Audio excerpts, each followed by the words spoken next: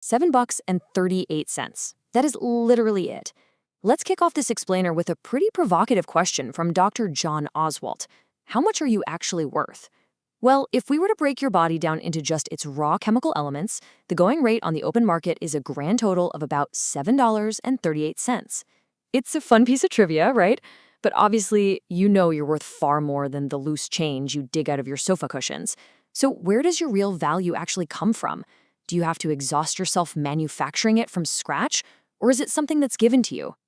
Keep that tension right in the back of your mind as we dive in. Today, we are unpacking the illusion of earthly glory by looking closely at chapters 13 and 14 of the book of Isaiah. Now, to understand the massive stakes here, we really have to look at the geopolitical pressure cooker of ancient Judah. Imagine being a tiny nation completely sandwiched between these terrifying, massive empires. Right around 735 BC, King Ahaz was so paralyzed by the fear of his immediate neighbors that he made a catastrophic mistake. He allied with the absolutely ruthless Assyrian Empire for protection instead of trusting God. And that single fear-driven misstep, it set off a chain reaction that put Judah on a direct collision course with an even greater threat down the road, Babylon, the empire that would eventually conquer Jerusalem in 586 BC. Dr. Oswalt has this fascinating modern analogy to help us grasp the dynamics between these two empires. You might be wondering, why does Isaiah focus his ultimate judgment on Babylon when Assyria were the guys with the swords right at their doorstep? Well, think of Babylon as the New York City of the ancient world. It was incredibly wealthy, sophisticated, and utterly cosmopolitan. Assyria, on the other hand, was a lot like Washington, D.C. They had the raw military muscles, sure, but the Babylonians basically viewed them as country bumpkins who didn't know how to truly wield that power with any class. Babylon wasn't just an army. It was the ultimate, intoxicating symbol of human achievement, staggering wealth, and frankly, terrifying human arrogance. Before we go any further, to really get what Isaiah is saying about all this arrogance, we actually need to redefine a word we throw around all the time: glory. In the ancient Hebrew text, glory isn't just a shiny exterior. It's not a passing fade, like a really beautiful sunset that turns gray the second you look away. True glory means absolute substance. It means weight. It means eternal significance.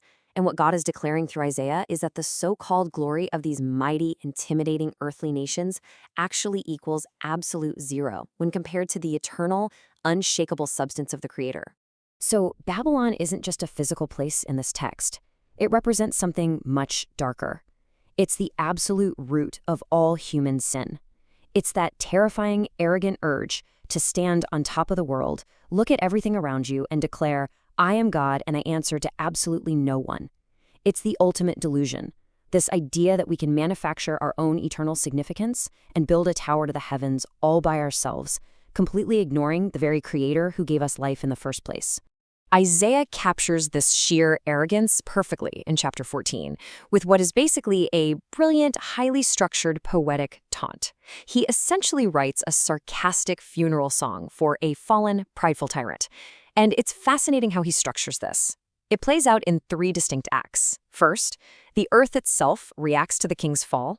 Then, hell greets the tyrant as he descends. And finally, the heavens reflect on his ultimate, ridiculous hubris. Let's walk through these, because it's pretty incredible. Okay, Act 1. The earth itself breathes a massive sigh of relief. You see, these ancient kings had a brutal, destructive habit of clear-cutting the towering cedars of Lebanon just to build massive wooden monuments to their own egos. They literally stripped the earth bare just to feed their pride. So Isaiah paints this deeply ironic picture where nature itself, the very trees they used to chop down, actually sing for joy at the demise of the tyrant. When the oppressor finally falls, the whole earth is, at long last, allowed to be at rest. Then, bam, the poem shifts abruptly downward. Act 2 is a dark, mocking funeral procession descending into Sheol, which is the ancient concept of the grave. And the imagery here is absolutely haunting. The former kings, the very ones this tyrant had crushed and killed during his reign, actually rise from their shadowy thrones to greet him. They mock him, saying, "Oh, you have become as weak as we are." They pull back his fancy royal shroud, and instead of pomp and glory, it's just maggots and worms.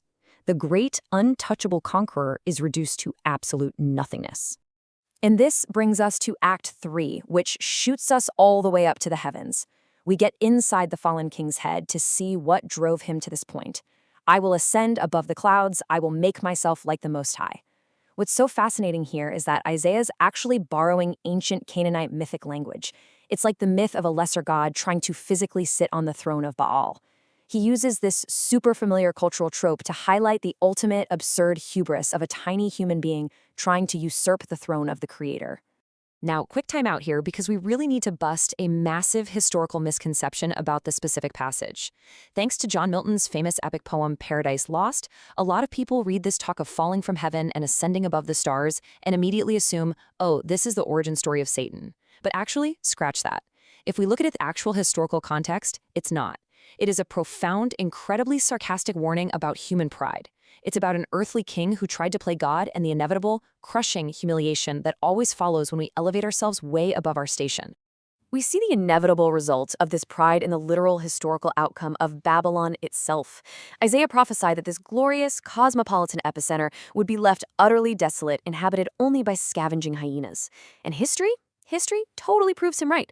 Babylon was so completely destroyed that its very location was lost to human history for over 1,500 years. Just think about that for a second. It would be like New York City simply vanishing from the map. There's an old Latin phrase that sums up this inevitable collapse perfectly.